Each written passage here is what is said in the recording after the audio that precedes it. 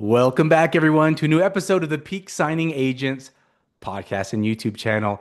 We are in for a treat. I am your host, DVO Derek Van Otten, and I am with a special guest, one of my good friends, Tina Scott from Platinum Notary Services based out of Texas. Tina, how are you today? I'm good. I'm good. I'm drinking my coffee. It's Saturday and it's the first day of the month. Yeah, got We gotta got love through. it. I'm sorry, I have to adjust my camera real quick. I'm sorry. I have to had to make sure that was fixed. No, we got through October and we're into a new month. We have 2 months left of this year, so I'm excited. Well, you're absolutely right. Two months, it flies by, and it's unbelievable how fast Yes. it flies by. Yes. I already I feel like I just took down my Christmas tree and I'm gonna be putting it up soon, you know? That's for I was thinking about that last night. So that's how it goes. Well, Tita, I appreciate you coming on. You own a nationwide signing service. Yes. And I mean, when did you first become a notary or why did you first become a notary? Is that your lifelong ambitions as a child to be a notary public? No, this was not even on my radar. I've actually been a notary since 2002, but I've been an educated notary since 2017.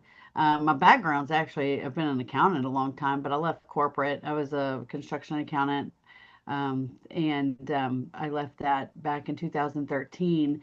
And I actually have a real estate investment business, but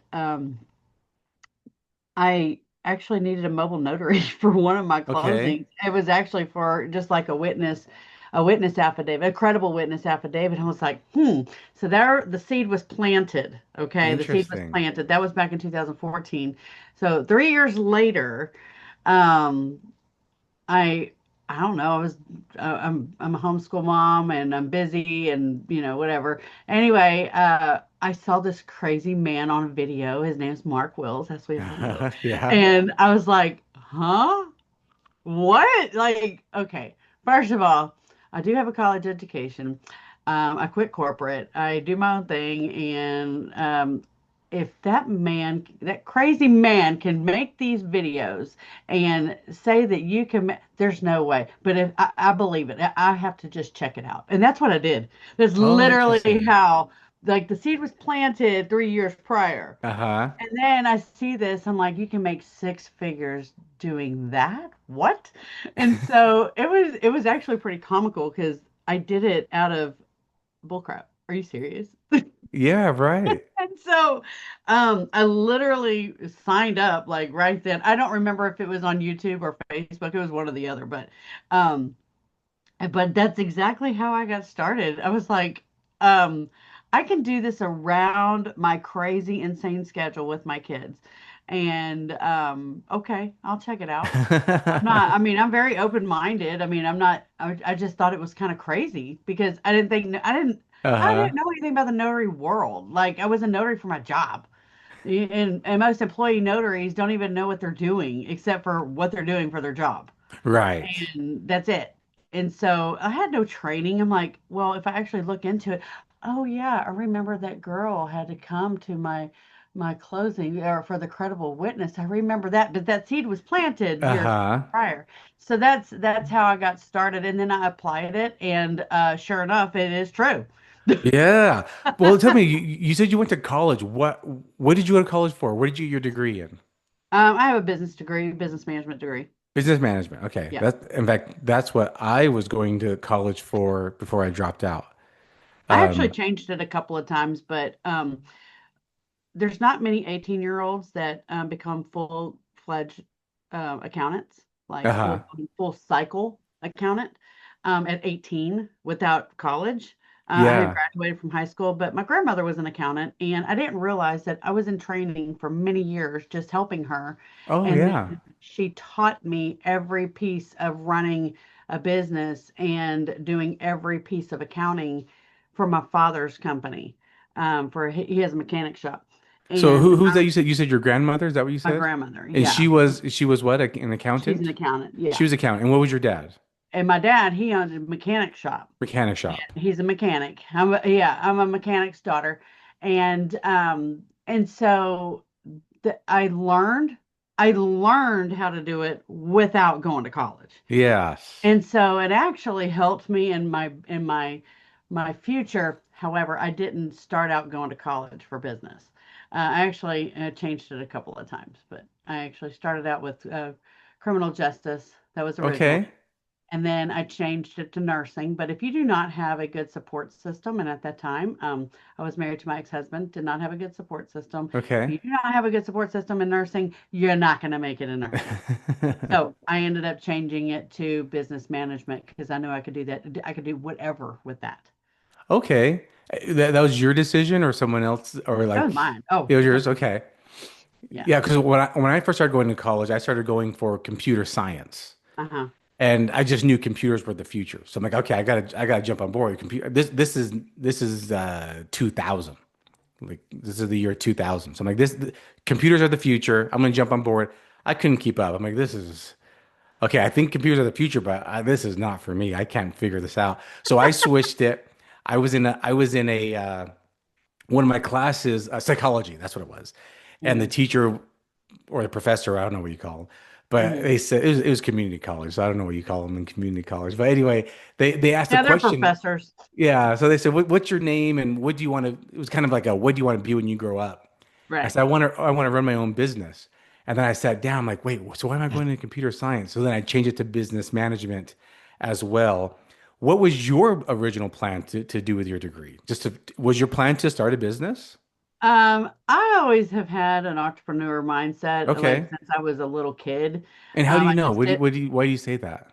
because I looked at things differently. I'm reflecting on how I used to do Uh-huh. things as a kid and Yeah. as a teenager, and um, I always wanted to be the fixer, like the fixer Okay. of problems. It's so crazy, but but it's really not because my father's a mechanic and he does fix things. He Yeah. fixes problems. Yeah. But mine was a little different. Like my dad, I can't say I'm a mechanic. I'm literally like the helper. Right. I'm the helper that knows how to do things but don't know what they're called. Right. You're like that thing, that doohickey. Okay, seriously. I was in motors and undercars and the helper and the cleaning the tools. But anyways, but I was the helper, but just I look back, I reflect on how just growing up and doing different things, I always had a vision of being a fixer, Uh-huh. of fixing the problems. Yeah. And so um whenever I literally was, I had another job, but I was also help running my dad's shop, like doing all of his accounting, doing all of his administrative work. And I did that for many years. And even whenever I worked for other corporations, bosses saw me differently. I did Okay. work in HR at a huge uh, company. Most people probably don't even remember what it is, but it's called Tenneco. It was Tenneco Gas whenever I Oh started there. I yeah. was in downtown Houston, and then it became Tenneco Energy. And then I ended up they loved me in HR. I worked with all the big wigs. I didn't realize so much about all the big wigs, but I realized those big wigs gave me they talked to me different and they treated me different than anybody else in there Okay. as the young person I was only 17 and I was literally doing their jobs. Huh. Like I wasn't just doing grunt work. Okay. Uh-huh. That's what you do whenever you hire on, as they have so many positions they need to fill for teenagers that Yeah. they do schools. Right. And that's usually grunt work. Well, I had lots of grunt work, don't get me wrong, but I had huge projects. But I was always their fixer. I Okay. always looked at if this is my job, like if I was them, then this needs to be done this way. I was 17. I'm like, but that was the mindset I had. I literally put myself like, okay, this is my position and this is what I got to do. And the way I presented things to them, they saw that. And then they ended up hiring me on full time because they didn't have a full time position in HR for me whenever I graduated, but they did over in accounting in the payroll department. Mm. And so then I ended up working there. long story short, I ended up having a car wreck, and it really put me back for quite a while. And I ended up changing jobs for whatever many different reasons. But I've always been in the accounting industry, and but I my bosses never treated me like they treated other employees. Okay. Again, they looked at me like a fixer. Like I always fix their problems. Tina, what would you recommend? Like, I'm the youngest person in here. Why are you Uh-huh. asking me what do I recommend? Like, y'all are supposed to know this crap. Like, why can't you figure it out? Uh-huh. And so fast forward into the last job that I had before I quit corporate. It was in 2013 when I quit, but I had worked for them a long time. And I had four male bosses. I was the only female in the company, and we had like 25 crews with 50 guys on each crew. And I mean, when you have an accountant hat, you don't just have the accountant hat. You have the everything hat. Mm-hmm. Like everything falls on you. I worked 100 hours a week. There wasn't anything that didn't get done. And they looked at me as the fixer. Well, this I was also going to college. Uh-huh. I was going, you know why I was going to college? Just so I could have a piece of paper and they would give me more money. Even though I was Okay. doing the same job, Uh-huh. literally. But I'm like, I just need to finish this so that I can get more money. Uh-huh. And this wasn't the reason I quit corporate, but it was one of the things that was a very big defining moment. Again, in my entrepreneurship, I had went to my boss, well, one of them, and I had said, I knew what the finances were. I was the accountant. Uh-huh. Okay. I'd never asked for like a bonus. I never got a Okay. bonus. We didn't get bonuses, but the big bosses did. The four male bosses, they all got bonuses. We nobody else got bonuses. And I said to one of them, I said, I've really worked hard and above and beyond. I mean, like I had to go ask for it.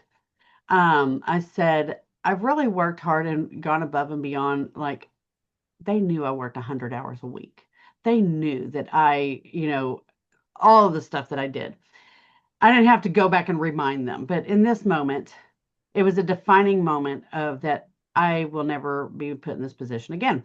So I said, is there any way that like I can get a bonus this year? I mean, I don't care what the amount is. Just I'd have been fine with $25 just Yeah. for the fact that they thought about me, Yeah. besides that Tina's the fixer. And he says, it's just not in the budget this year. I'm the one who does the budgets. I Uh-huh. looked at him, I said, really? That's interesting. And at that moment, I'm like, I'm going to be the one on the other side of that. Okay. Nobody ever comes to me. Yeah. I will take it out of my pocket before I ever tell somebody who worked that hard for my company. I will be on the other side of that and say, you know what? You are absolutely going to get something. I don't care what it was. I'd give them Sure. something. But at that Sure. moment, I thought to myself, and that was the year I quit. That was in December of 2012, and it was July 31st of 2013 whenever I left corporate. Wow. And I knew that that would never change, and that even though I know that I had a lot of flexibility, I worked my booty off. I did everything. That moment told me where I stood and where everybody kind of stands in corporate a little bit to an Corporate. extent. And I'm like, no, I will never be in this again. I will never, ever feel like I have to go to somebody and explain why I need a bonus or Uh-huh. deserve a bonus Right. whenever I knew the money was there.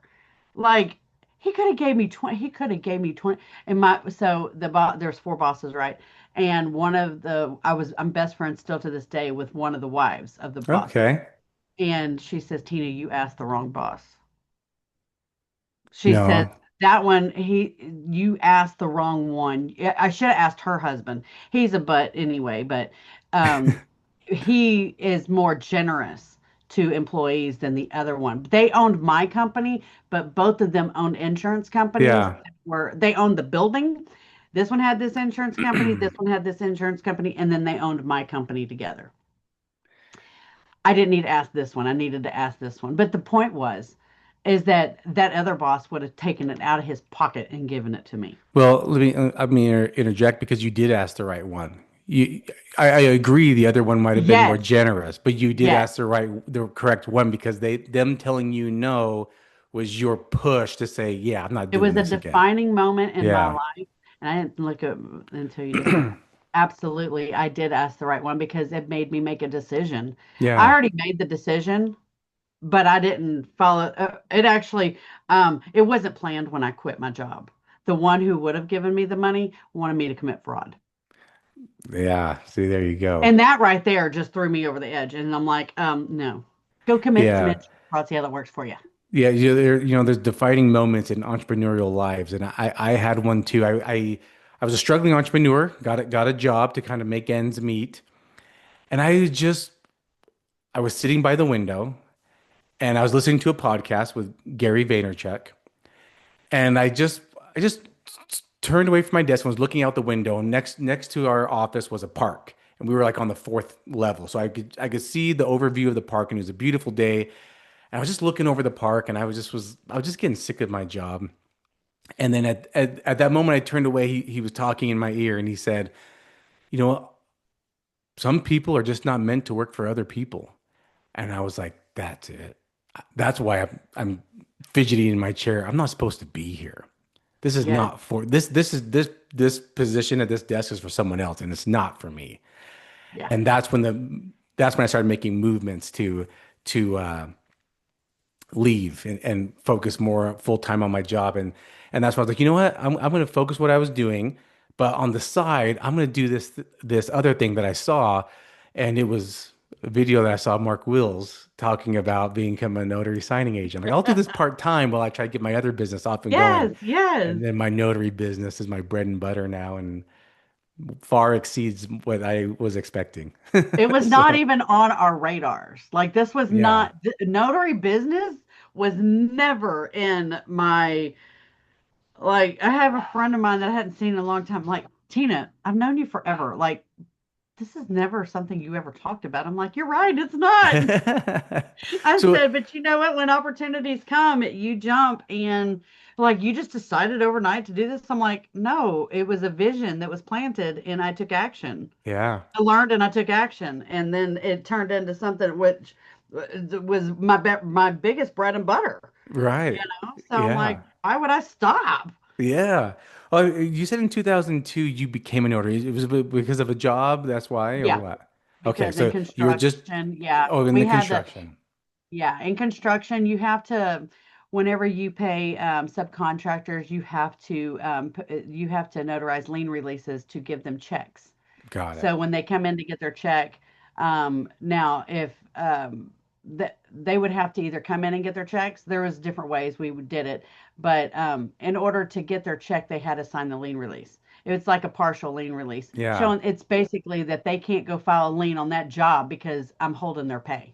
Oh, got it. Okay. And Yeah. you have to get those So notarized for them. yes, and then weekly draws from each one of the major companies that we had contracts with. All of the invoicing had all the billing had to be notarized, Got and it. so it was you're talking multi-million-dollar companies. You got to have these things notarized.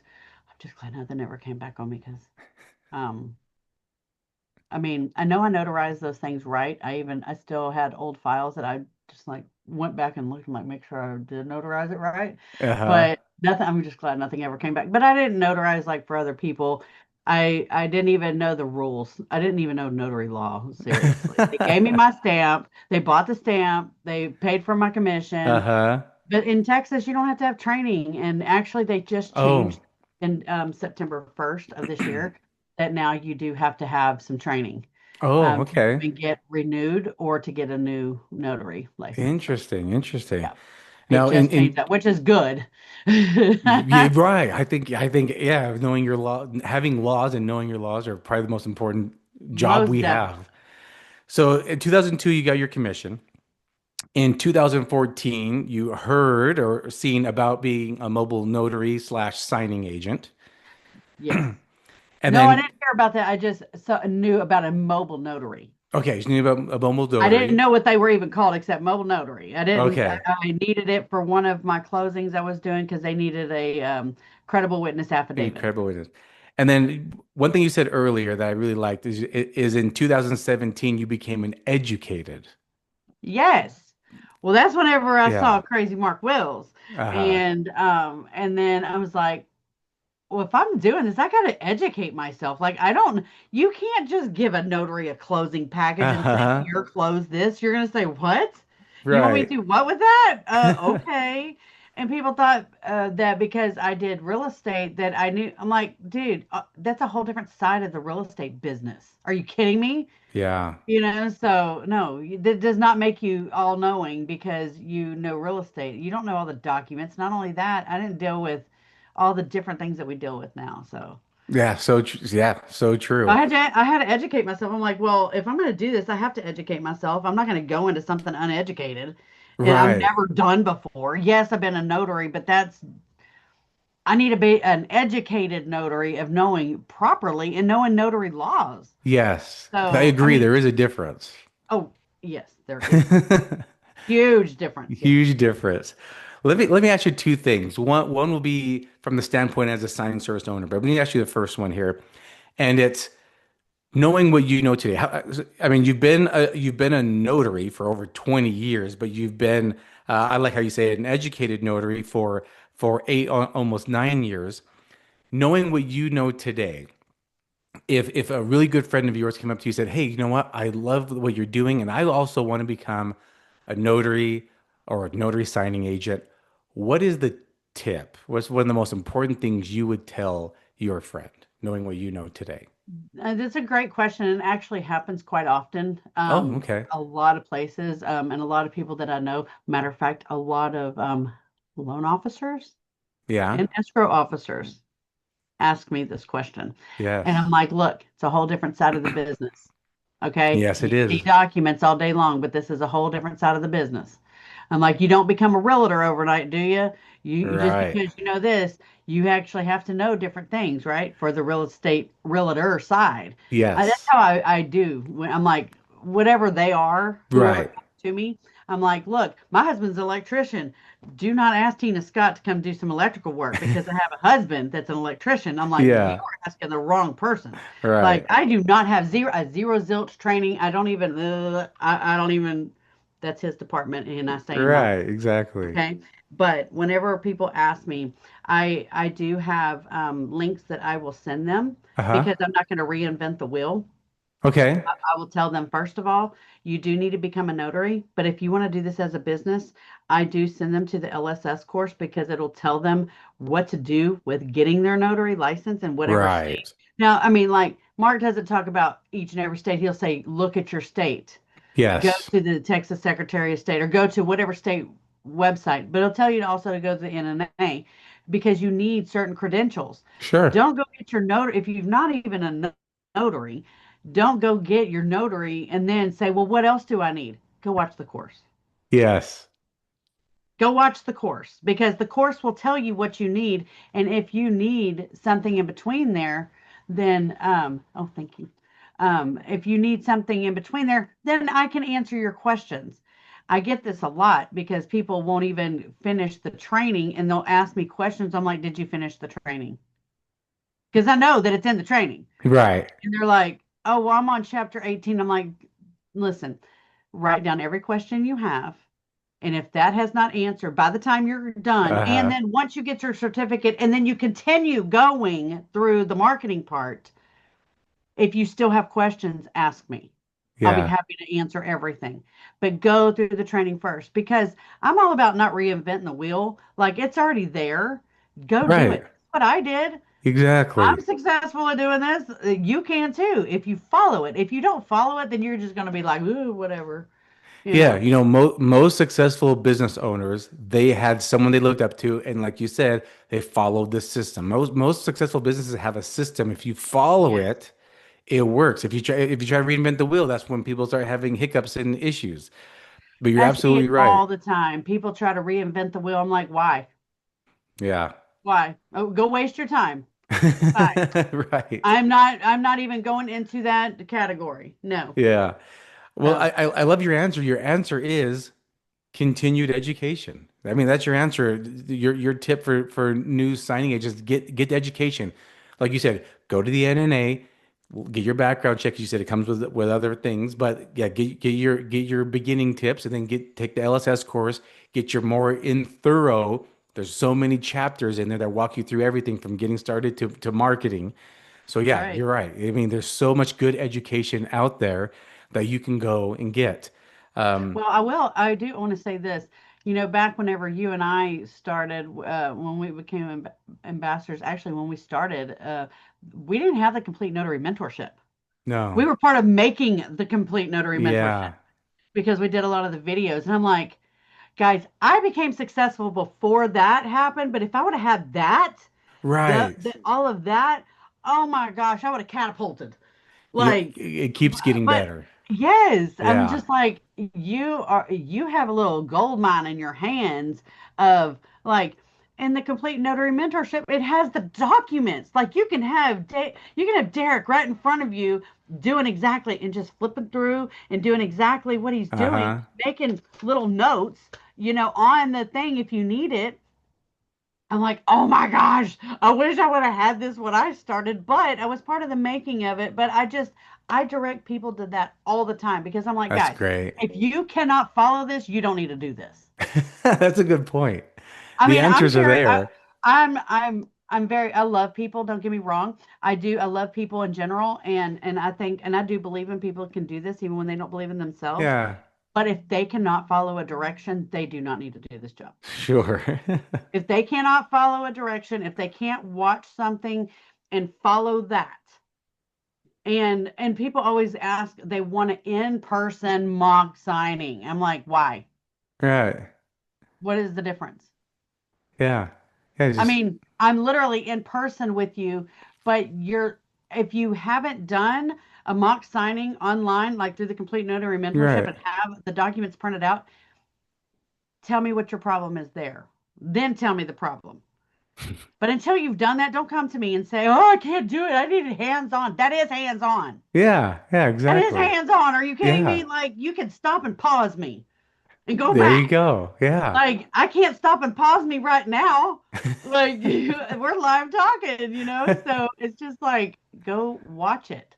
If you can't follow that, you don't need to do this. If you cannot do this, and if you gotta have some grit, Yes, you do. you gotta have grit. So I also tell people whenever to finish answering that question, Yeah. I send them to training, but I also tell them this is not overnight. If you're expecting overnight success, don't even be a business owner.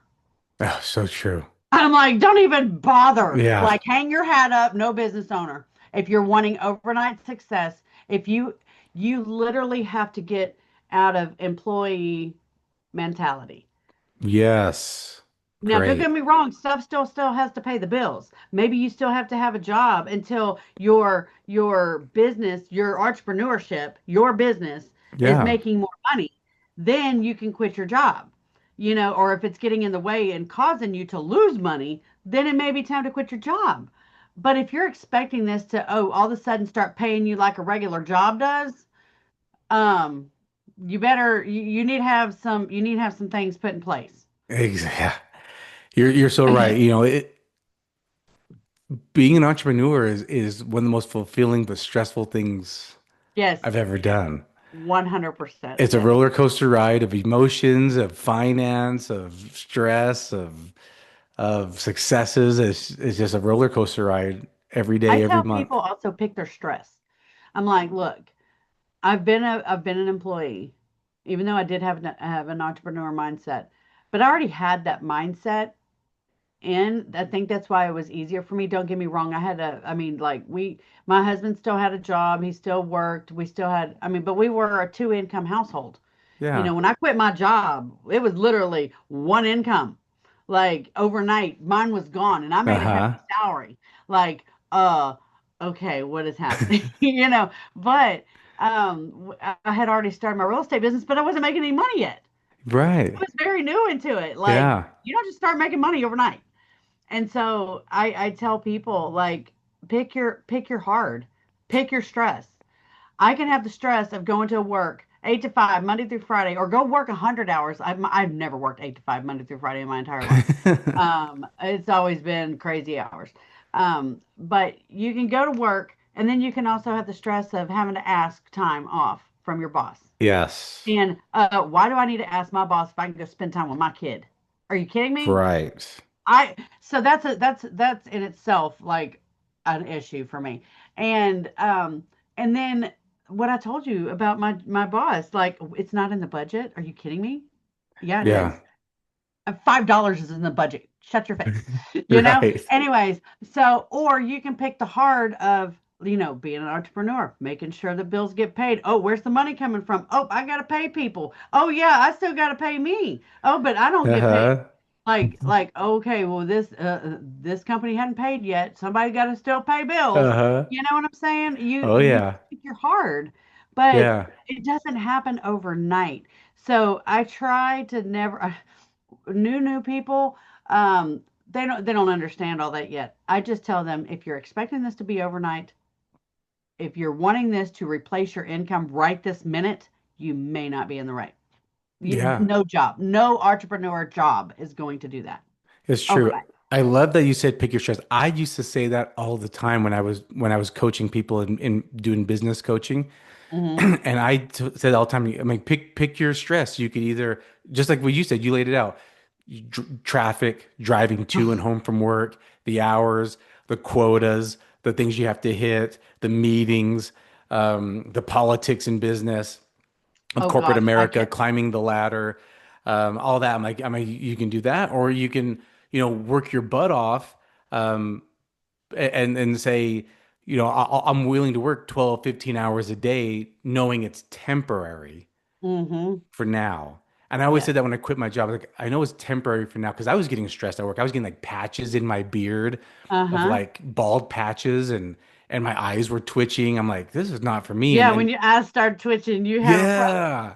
And then when I heard Gary V say that in that podcast, I was like, he's right. I'm not supposed to be here. I gotta get Yeah. out of here. Yeah. And when Yeah. you get so disgusted about the upper management and the decisions that are being made, and I was in a position that I knew they don't listen to the accountant. They get the numbers and they see what's real, but they want to still do what they want to do. And Hmm. then I can foresee what's going to happen. And I even lay it out on the line to them and tell them this is what's going to happen. Like they still want to do what they want to do. And I'm like, Yeah. why do you have a business? Right. Like, what is your point? Why don't Right. you just go back to doing this and quit worrying about even this? This is stupid. Like, if you don't want to do what is supposed to be done in this kind of business, then why are you in it? And this is Good the point. questions I was saying in my brain I wanted to say to their face in meetings. And I'm just like, y'all don't get it. Like, I just, and it was hard because I mean, not that I'm all knowing. I'm not saying I'm all knowing, but whenever I'm an expert in my field, and they were not. They did what they did well. Okay. Right. Yeah. Like it's hard for people to listen to accountants because you don't want to spend money. Accountants don't want to spend money. No, accountants show you what you're spending and what you're spending it on. You mean the truth? Yeah, the truth. Exactly. They don't want to hear the truth. Right. And so whenever you have an accountant that speaks truth and numbers don't lie, and you show what's estimated and what's actual and Yeah. where money actually went, they don't like that. Yeah. And guess who gets to be blamed? Oh no, Tina always made sure I covered my butt because I didn't make those decisions. Yeah. That's funny. So it's I will say that being a daughter of a mechanic, I grew up with a little bit of grit. Yeah. I was not babied, if you will. I was not like, oh, you're gonna do. My daddy never went to any of my stuff. He was working. Hmm. Mama was working, and then they divorced, and then they were both working, and my parents never went to any of my stuff, but I changed my life to what I wanted, and I wanted to be present for my kids, but also Right.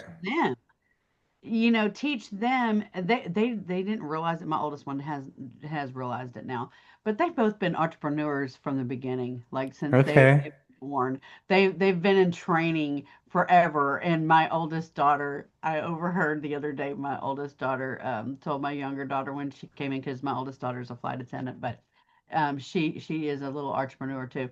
But she said to my little girl, or my 14-year-old, she goes, "Mom's actually brilliant. Like, just shut up. Don't give her too much credit. She really does know what she's saying, but don't tell her I said that." And I'm Yeah. like, oh my gosh, because I would show them how to do things and think for Right. themselves, and teach them how to have an entrepreneur mindset. And they've heard podcasts and audibles and you name it. I have it in my car going, and they couldn't help Good. but hear it. You know, Good. the subconscious mind is a great thing because it goes when my kids start quoting Andrew Carnegie, "You are Right. what you think Yeah. Yeah. Well, you're brainwashing them right. So that's about." that's Brainwashing them right. that's the way to do it. Yeah. I've had episodes on here Earl about Nightingale, brainwashing "You are yourself. what you think about." I'm sorry, I said the wrong one. That's Earl Oh Nightingale. yeah, yeah. Yes, my daughters have been quoting them, didn't realize who they were quoting. Great. That's Yes, great. I overhear things, and I'm just like, That's good. You've been planting those seeds since they were little. That's fantastic. Yeah, that's but great. it was instilled in me too, just different. It was a different way. Yeah. My grandmother, who did give me the education of being an accountant before I actually got a degree, it was funny because I got my degree 6 months before I quit my job. Oh. It Got your took me a degree, you while, said, I'm but out of here. whatever. I put myself through college, raised kids and everything, but I eventually got it done. I didn't have That's mom okay. paying for it, so. Yeah, that's okay. Whatever it gets takes to get the job done. When did you decide to start a signing service? What made you decide to do that? Okay, so that was a very difficult. That was probably one of the most difficult things I had to decide in this business. And actually, Mark gave me the push I needed. I knew I needed it, but I needed a person pushing me Yeah. to. I've never needed to be pushed to do something, but whenever you're on making decisions of um the main thing was I had a client. I have a client that is a builder, and they do not do signing services anymore. And they were using me more and more, but that meant I couldn't be available for the people that I had been available for. Right. And then I know that if I keep telling them no, Mm-hmm. that they're not going to ask anymore. Right. I'll go somewhere else. And also, I can't market to them if I can't take care of them. Yes. But I can still market to them if I duplicate myself and not do all of Yeah. the work. And I can save my time to take care of that builder whenever they need me for that. And then all of my rest of my things, if I'm not available, then, my signing service. But then, having a signing service means nationwide. And so Mark does have a course for the signing service. I did do the course. And it really helped. And then Mark's like, "Tina, you have to make a decision. This is something you have to take a leap." And also, I was making a lot of money with signing services, like Mm-hmm. with them giving me work, Yeah. because I don't give a crap about the fee. If it is continuous, straight up, all the time, work over work over work over work, that's money. That's Yeah. money coming in. And so he's like, "You have to Absolutely. make a decision. You can't continue working for signing services if you're going to have one, because you've got to focus on that." And I'm like, "But that's a lot of money. I don't want to get rid of all the money." But it was a shift. And like, you get to a certain level and you have to make a decision. Mark gave me the push I needed to get to the next level. Um, I remember I'm like, "Mark, I don't want to get rid of the money. There's a lot of money." I mean, because Yeah. it was a lot of signings. Like, just on my own, I was making 15 grand a month. Sure. That's a lot of money. Yeah, it And for it is. to be gone overnight, no. But it Yeah. wasn't all of it, was not all of signing service, Sure. but Something the direct. Yeah. majority of it was. Uh-huh. And but I had to make a decision on because I was getting more and more directs, and they really liked me.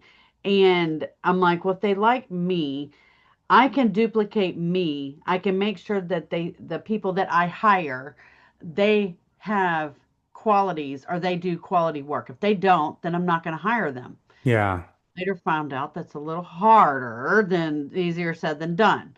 But my title company, my clients will know that I am making sure that like there's things in place to make sure scans are done, to make sure make sure all the important Yeah. things are done so they don't have to worry again a fixer. Exactly.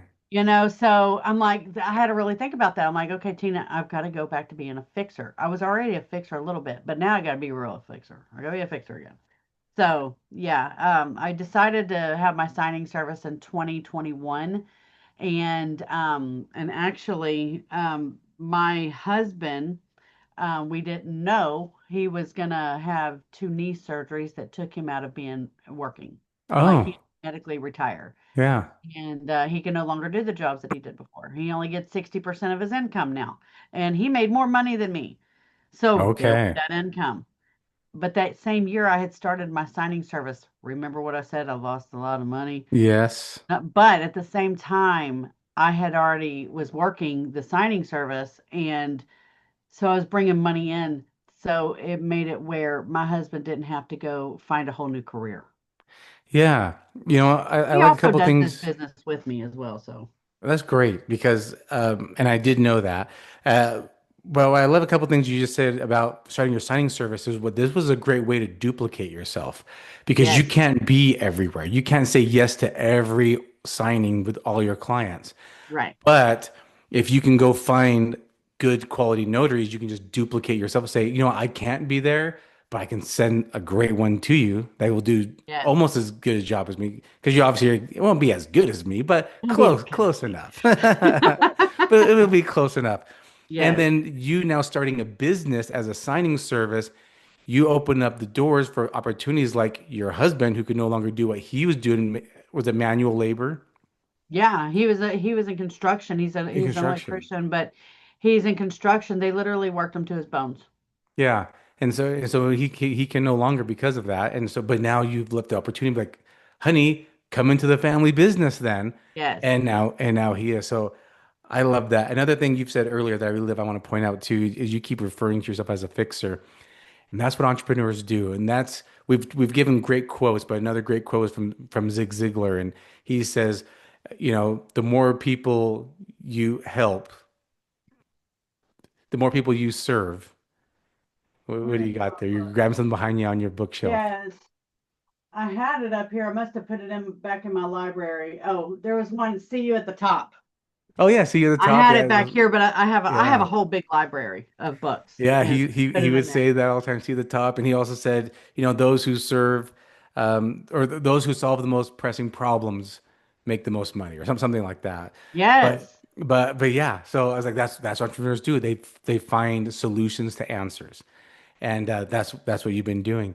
Well, let me just pivot here and just ask then. So, as a signing service owner, what's a very common mistake you see from notaries so that those people who are watching or listening can say, okay, I don't want to do that then? I will say it is honestly their attitude Mm, and their attitude and the simple mistakes that should not be made that they make because they don't check their work. If you check your work, I always tell people if you don't have one of these little rubber fingers or oh, something okay. like this, if you don't have one of these, get it because you're going to have to go back and flip through all those pages to double check your work. And if you're not checking your work, then you're really not doing the job. Right. I mean, if you nobody's perfect.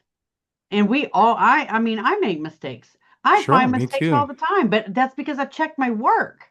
I mean, I made a mistake the other day. I checked my work twice and title checked, and we all missed it. I missed a stamp.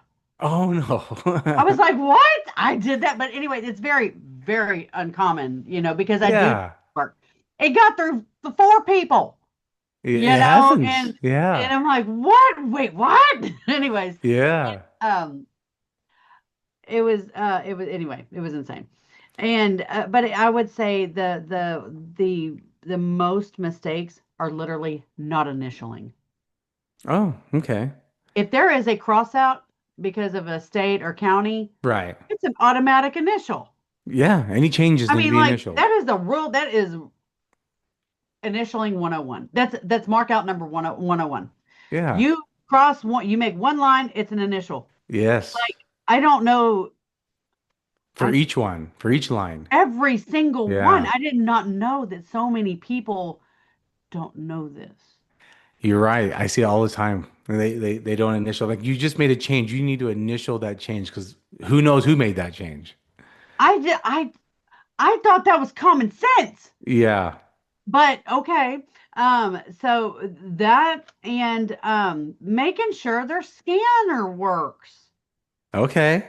properly. Like there's people that have scanners that have cut off the bottom that has the barcode and all the stuff Yeah. at the bottom, and Yeah. it cuts it off. It's because they didn't have their scanner setting right. I'm like, before you make yourself available, you Uh-huh. make sure you can print and that you can scan.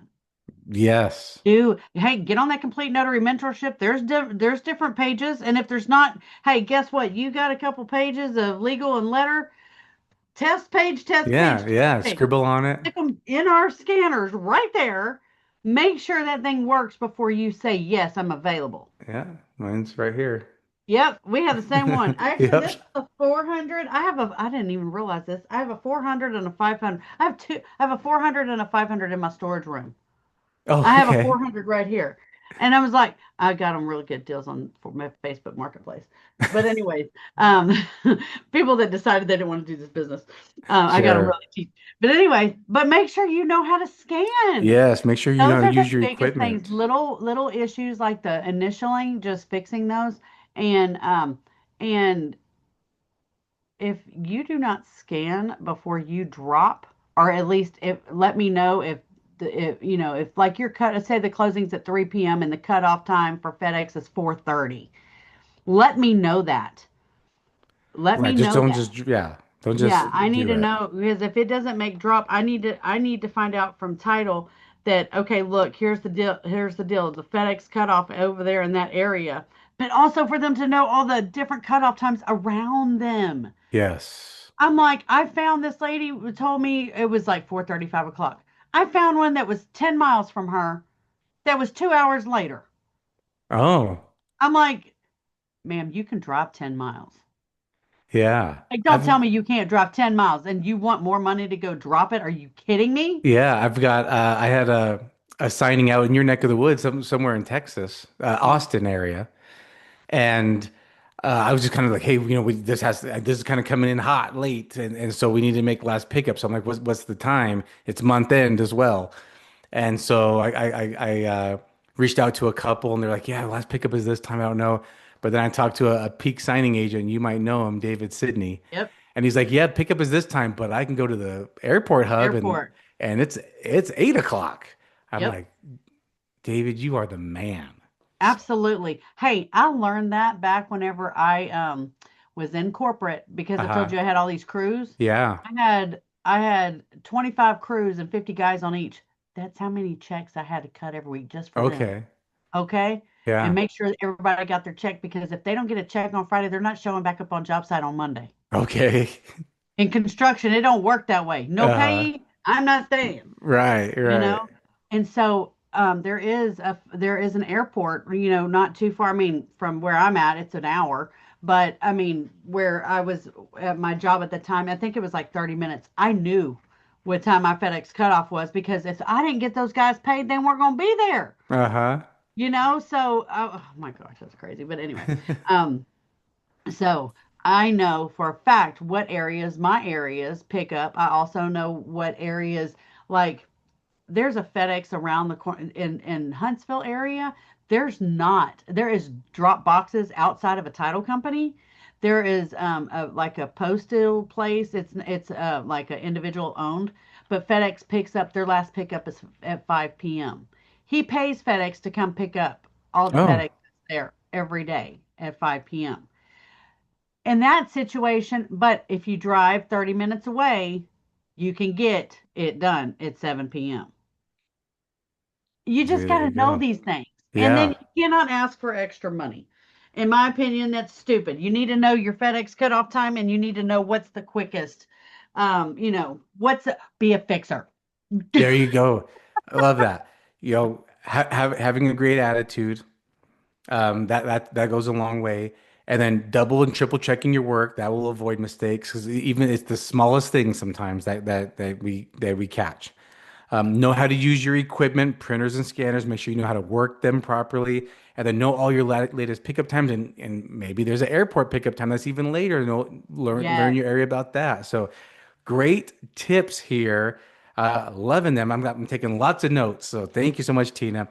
Last Yes. thing I want to end on here is I like to end on a light note, but share with the listeners and viewers any fun, interesting stories from you as a signing agent or you as a signing service. Maybe just share an experience that you've had that just kind of might be fun to listen to. So this one was hard because I have so many. I have so many, but I was actually asking my husband because like we can't make this stuff up. Like there's so many Uh-huh. crazy things that happen. Like you just cannot make this stuff up. Yeah. Um, but there was one that was really comical.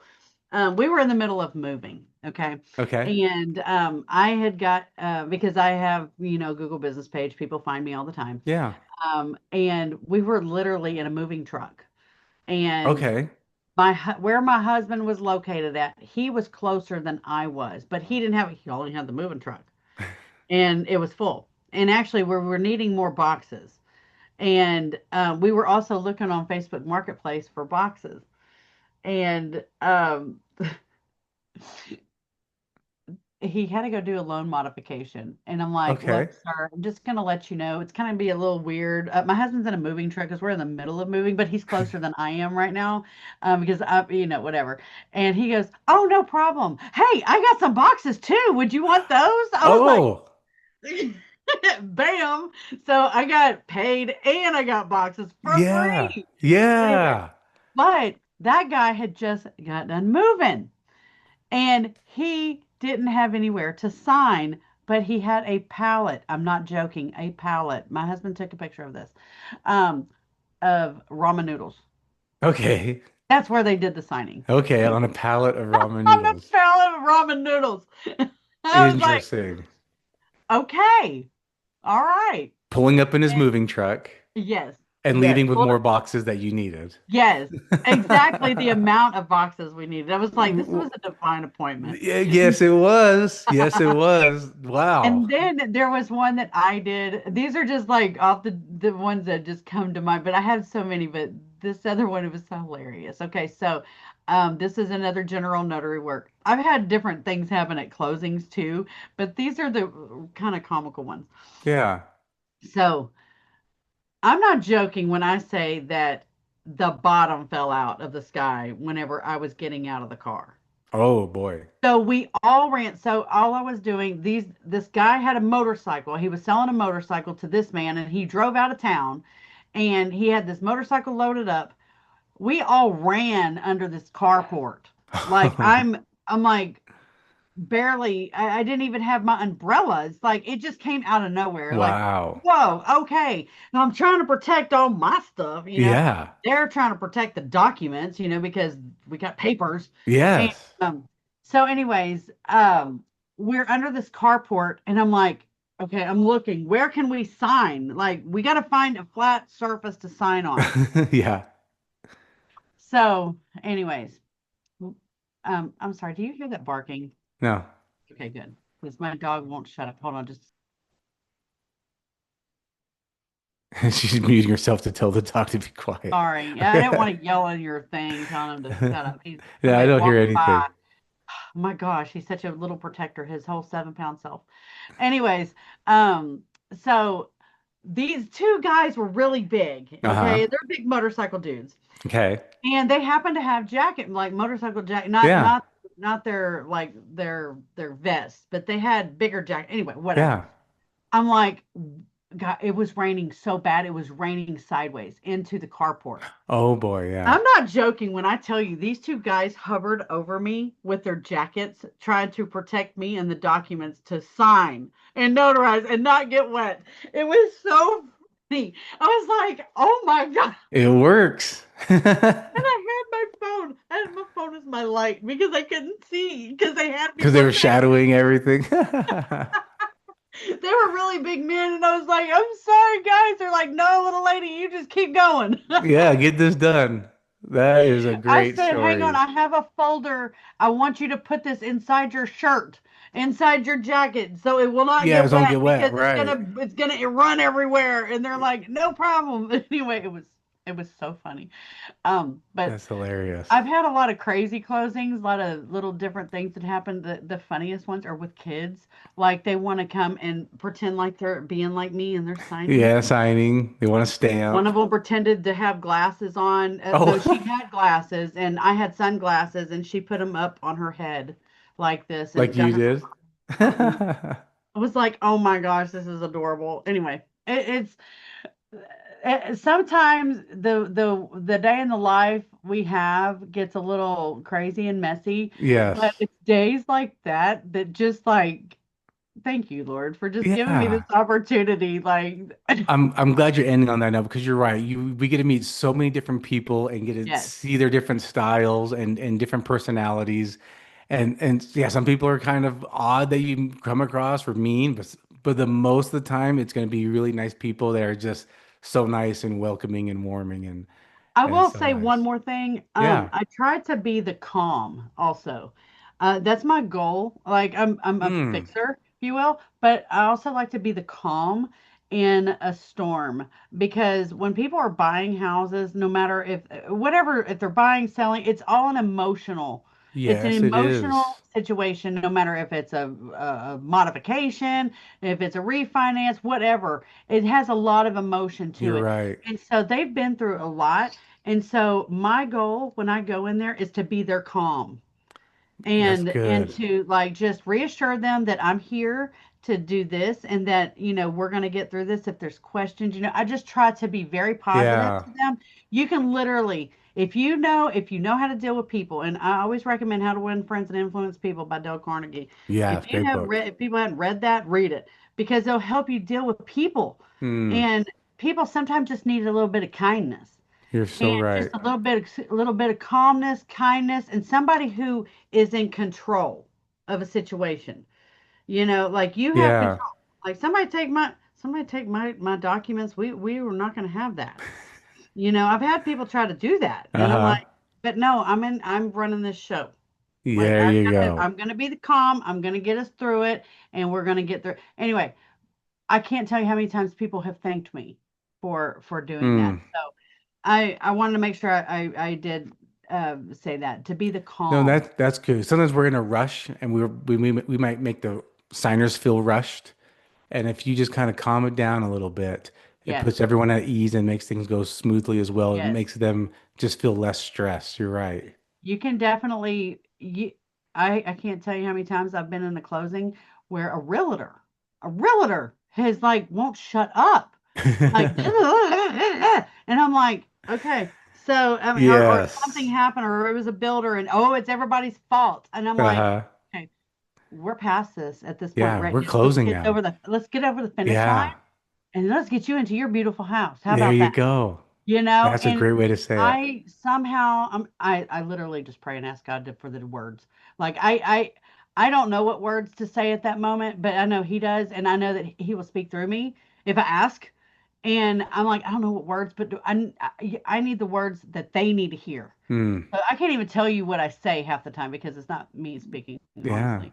But I asked for that, and I asked for guidance because I don't know what these people been through. They've been through a Right. war. In my Yeah. opinion, they've been through Sometimes they have crazy. been to get Like, this house. yeah. And so I just want to be their calm, Well, you know. amen to So that. That's great. yeah. That's great. Tina, I appreciate you coming on and sharing this. Yes. I just want to say real quick, a couple years ago, me and you shared the stage at the Loan Signing System conference, and I really enjoy sharing the stage with you. And Mark was asking us questions, and we were just kind of sharing what we do to run our businesses and to see how a lot of things we do are parallel and just kind of made a nice kinship between us. So I Yes. really enjoy talking with you and being with you, Tina. Even when we go to our ambassador meetups, it's always a great time. Yes. So thank you for your It's always friendship an as honor well. to be around you. I love being around you and I love hearing how you run. Like you said, we do a lot of parallel. It really is. And I'm being honored. I'm honored to be on here with you today. Oh, So well, thank you thank for you. having Thanks for me. coming on and sharing such great tips. I have so many notes, and I thank you so much for that. And then everyone watching or listening, if you also enjoyed it, how can they reach out to you if they want to sign up to work with your signing service?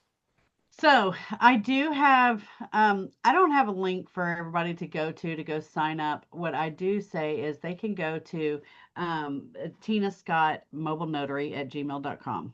I need Okay. to know their name as it appears on signing order. If they're not on signing order, then they need to get on signing order. If they don't know how to, they need to go watch the course. Okay. Because they need to know how to even get signings.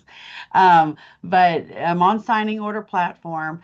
You go to Tina Scott Mobile Notary at gmail.com. I make it very simple Yeah, it because I is. just try to make it as simple as possible. And I'll But I put the need their link. name as it appears in their on their profile. So like my name's Tina Renee Scott. But if I put T Scott on there, which is kind of stupid, but if I put T Scott on there, I'm not going to find You're not Tina gonna Scott. find you. Exactly. And I need a zip code. I don't want There the you go. 50 zip code you cover. I need the Where do zip you code live? that your account is under. And so that way it doesn't take me forever to try to find somebody. Exactly. But so their name, zip code, I need to know if they have a scanner. I need to know if they have a scanner. I don't really care so much if they have Hmm. a mobile printer because they're obviously going to print documents, but if they don't have a scanner, I can't use them. Makes sense. Yeah. Like if they You don't need have we need scanning scan backs. capabilities, and I'm not saying scan at the end of the day when you've gotten all your other closings done, that will make me have a heart attack. So Yes. Coming from two signing service owners, yes, scan as soon as possible. yes, Yes. most definitely. If you can't scan, I understand if you can't do it at the table, you can go down the street because you might have a cat trying to block your scanner. Like Right. people, that's a real thing. Yes, we've I've had been it there. happen. Yep. Yeah. But you have to just decide if you're going to scan at the table or scan down the road. But if you can't scan, I can't use you. I do work with newbies, but they have to have a good attitude. If they have Mm. a crappy attitude, I ain't doing it. I'm not using them. It's a do not use. Yes. That's great. Well, Yep. thanks again, Tina, for coming on and sharing, and everyone watching, listening. Thanks you for joining us. And if you haven't yet, please make sure you like and subscribe and follow whatever it is that the podcast and YouTube platform wants you to do. And we'll catch you on the next episode. Bye. Bye.